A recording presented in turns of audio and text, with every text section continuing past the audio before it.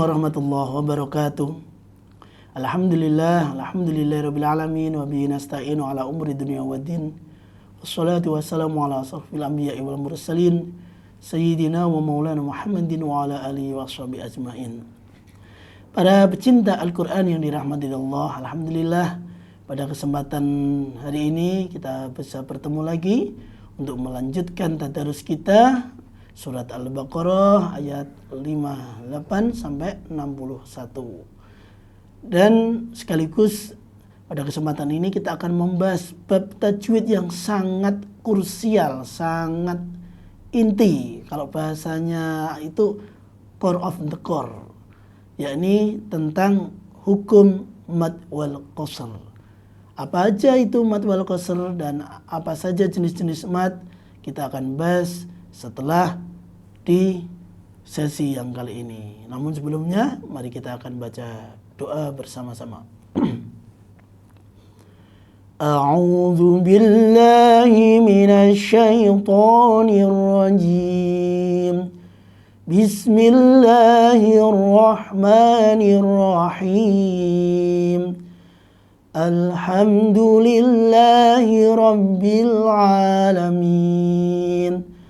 Ar-Rahmanir Rahim. Maliki yaumiddin. Iyyaka na'budu wa iyyaka nasta'in. Ihdinas siratal mustaqim.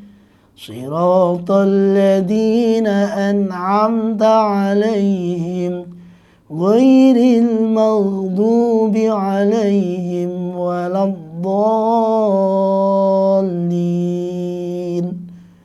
Rabbighfirli wa liwalidayya walil mu'minina amin.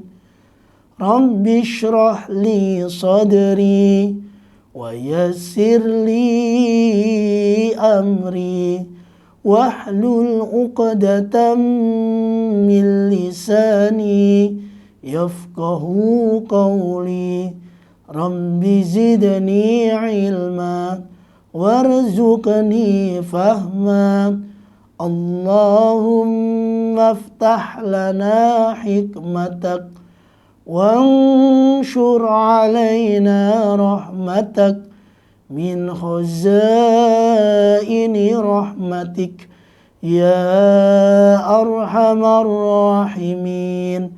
Amin ya rabbal alamin. Baik, kita akan saatnya melanjutkan tadarus kita surat Al-Baqarah ayat 58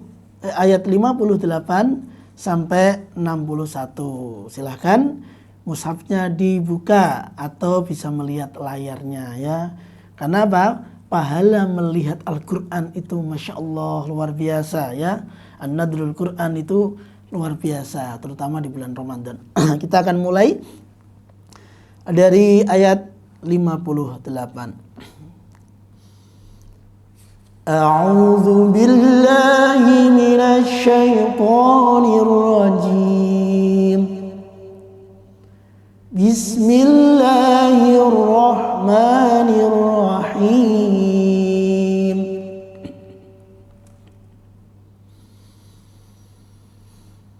Wa idh qulna adkhulu hadhil qaryata faqulu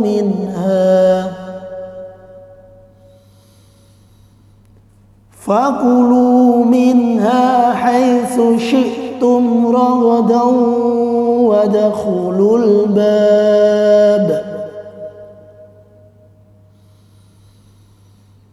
wadkhulul baba sujjadan wa qulu hittatun naghfir lakum khatayakum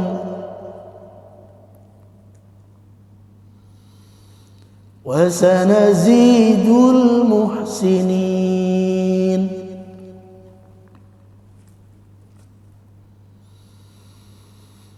فبدل الذين ظلموا قولا غير الذي قيل لهم فأنزلنا. Saya ulangi.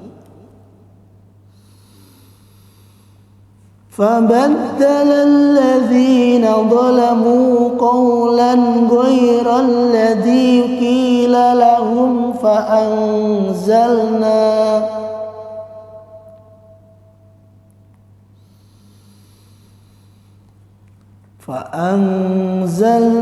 على الذين ظلموا رجزا من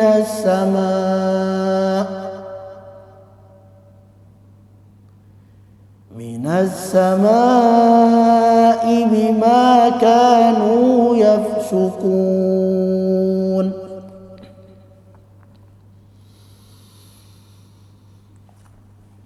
وإذ استسقى موسى لقومه فقلنا اضرب بعصاك الحجر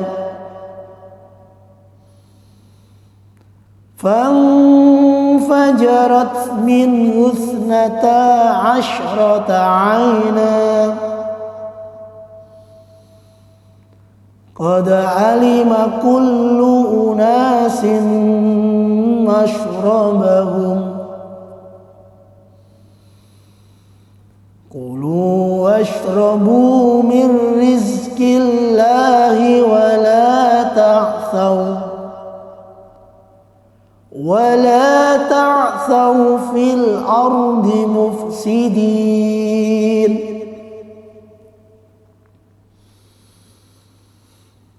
وإذ قلتم يا موسى لن نصبر على طعام واحد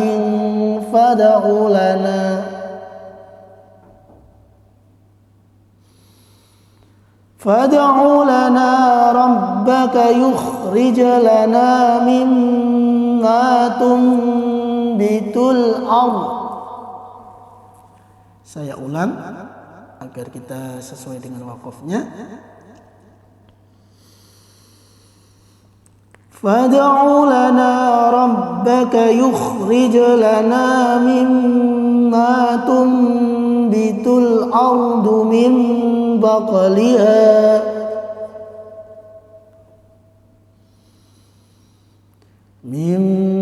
بقلها وكثائها وفومها وعدسها وبصلها. Saya ulangi.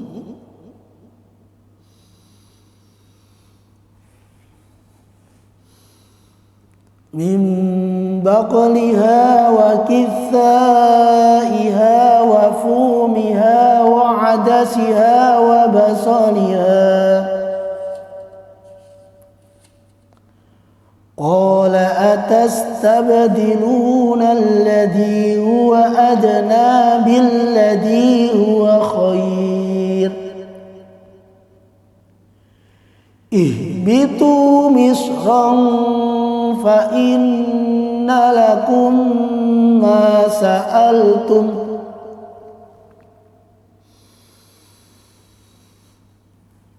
wa duribat 'alaihimudh dhillatu wal maskanatu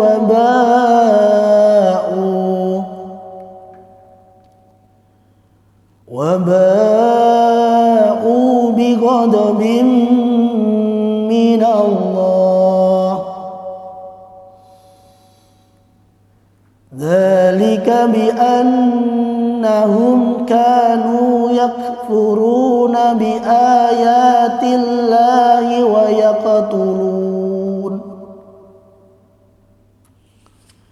wa yaqtuluna an-nabiyyina bighairil haqq. Dzalika bima asaw wa kanu ya'tadun. Shadaqallahul azim.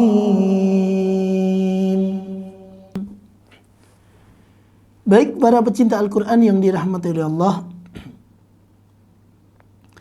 Itu tadi tadarus kita surat Al-Baqarah ayat 85 sampai ayat 61. Di sini menjelaskan tentang Nabi Musa, ya, tentang Nabi Musa dan cerita-cerita tentang Nabi Musa. Dan untuk berikutnya sekilas kami akan membahas tentang hukum ahkamul mad wal qasr, ya. Sering kalau kita mengatakan mad wal qasr itu diartikan panjang dan pendek, ya, padahal kalau kita melihat makna aslinya mad itu artinya adalah itolatus saut, memanjangkan suara, ya, ketika bertemu huruf-huruf mad.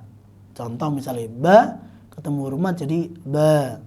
Nah, itu namanya bacaan mad wal qasr. Sedangkan qasr itu kalau secara bahasa adalah tetap artinya panjang, bukan pendek, ya. Qasr itu aja memanjangkan, tidak lebih dari aslinya.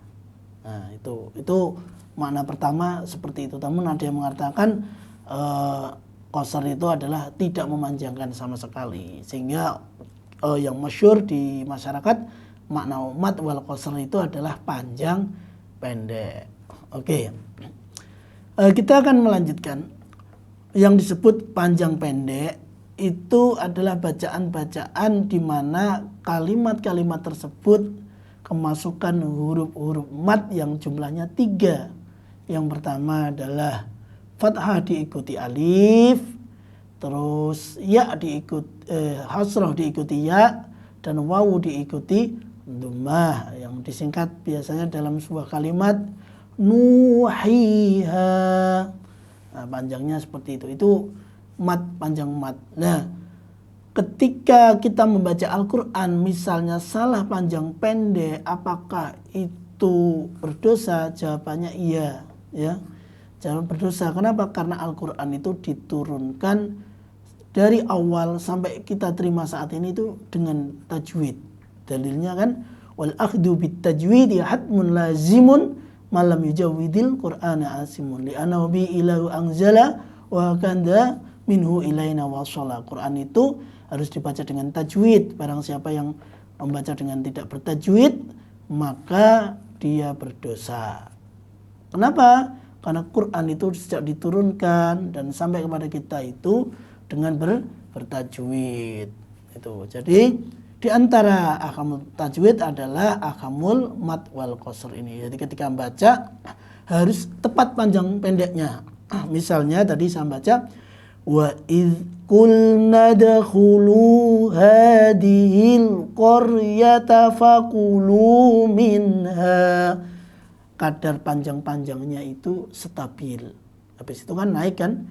Faqulu minha haitsu syi'tum ragadan wa dakhulul bab. Nah, itu harus tepat. Kalau panjang pendeknya enggak tepat, didengarkan tuh enggak indah. Contoh misalnya kita baca wa id qulna dakhulu hadhihi. Nah, itu tidak indah dan itu orang awam pun dengarkan. Kok gini ya? Nah, seperti itu. Jadi hukum mad wal qasr itu sangat penting. Makanya tadi saya katakan core of the core, ya. Di antara core of the core materi tajwid itu adalah mad wal qasr selain makharijul huruf dan ahkamul huruf. Jadi ada mad wal qasr ini. Nah, mad ini ada banyak varian. Ada namanya mad tabi'i, mad asli, ya, mad tabi'i yang dimana panjangnya itu ya sekadaran itu, dimana orang Arab, daug Arab itu otomatis, ya. Kalau orang Arab itu ngomong itu sudah asli daug panjang pendeknya. Misalnya hadal kitab, nah, kata hada itu udah otomatis orang Arab itu baca panjang hadal kitab, nah, seperti itu. Nah, itu namanya ada asli bawaan mereka, dan itu terdapat pada huruf-huruf mad yang tidak bertemu hamzah dan tidak bertemu sukun itu atau tasdid. Contoh ini ada kalimat itu waqulu ayat 85 waqulu. Nah, itu mad tabi'i, hanya satu ayunan waqulu. Nah, sama dengan saya lanjutkan ayatnya, wa qulu hittatun naghfir lakum khotoyakum. Lafaz khotoyakum itu mat tabi'i. Jadi panjangnya sudah standar ya, enak didengar. Adapun mat yang mat far'i itu ketika ada huruf-huruf mat yang bertemu hamzah atau sukun. Contohnya ini pada ayat 61 setelah mim baqliha wa kissaiha, lafaz wa kissaiha itu ada huruf mat pada lafaz kisa. Ya, mesti kan wa kisa. Berhubung di situ bertemu hamzah dalam satu kalimat menjadi mat wajib muttasil, panjangnya menjadi 4 atau 5 harokat, sehingga dibaca mim baqliha wa kissaiha.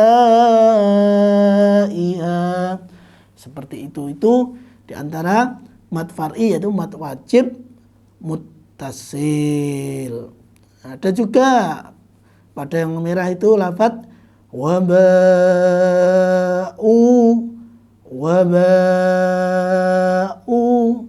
Lafaz ba itu ada huruf mat ya, fathah diikuti alif, terus bertemu hamzah dalam satu kalimat. Waba'u bi ghadabin minallah. Nah itu. Terus ketemu sukun. Nah ini contoh yang di akhir-akhir kalimat mat arid li sukun. Contohnya saya baca, wala ta'tsaw fil ardi mufsidin. Itu kalau nggak diwakafkan kan nunnya hidup, jadi dibaca mufsidina, mufsidina, mufsidina, hanya satu ayunan. Berhubung nunnya disukun sehingga menjadi mat arid disukun, dibaca boleh 2, boleh 4, boleh 2, boleh 4 dan boleh 6. Contohnya misalnya saya baca dengan 2 harokat, wala ta'tsaw fil ardi mufsidin. Kalau 4, wala ta'tsaw fil ardi mufsidin. Kalau 5 harokat, wala ta'tsaw fil ardi mufsidin. Nah itu.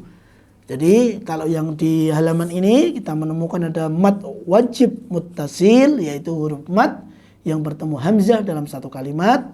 Terus ada mat arid lisukun, yaitu huruf mat yang bertemu huruf hidup, kemudian huruf hidup tersebut dibaca wakaf sukun, sehingga panjangnya boleh 2, boleh 4 atau 6 harokat. Demikian tadi itu pembahasan tentang mat. Namun saya berpesan pada kawan-kawan pecinta Al-Quran, ketika mengajarkan huruf mat atau materi mat wal qasar, tolong penanaman konsepnya harus matang. Karena kebanyakan santri-santri kita, ya, kebanyakan santri-santri kita, bahkan sampai tingkatan guru, kesalahan yang fatal itu adalah panjang pendeknya. Kesalahan fatal. Jadi ketika ngajari lewat peraga, lewat buku, itu kuatkan materinya. Nah, ini dibaca panjang, ya. Wahiya khawiyatun yakumani maqamahuma. Itu harus sampai kuat. Jangan hafalan. Karena anak biasanya kan hafalan, ya. Main hafalan ya subata, subatan, subatan. Namun ketika kalimatnya diacak, mereka pasti salah. Maka tolong guru-guru pecinta Al-Quran ketika mengajari hukum mat wal qasar, ketika penanaman konsepnya dikuatkan sampai anak-anak benar-benar paham. Demikian yang bisa kami sampaikan, mudah-mudahan bermanfaat. Mudah-mudahan kita bisa ngaji untuk melanjutkan tadris kita di esok, kita selalu diberi kesehatan oleh Allah, bisa puasa dengan sempurna, bisa ibadah dengan sempurna, terutama ketika tadarus Al-Quran menggunakan tajwid dengan sempurna. Demikian yang bisa kami sampaikan. Apabila ada kesalahan mohon maaf. Wal afu minkum. Wassalamualaikum warahmatullahi wabarakatuh.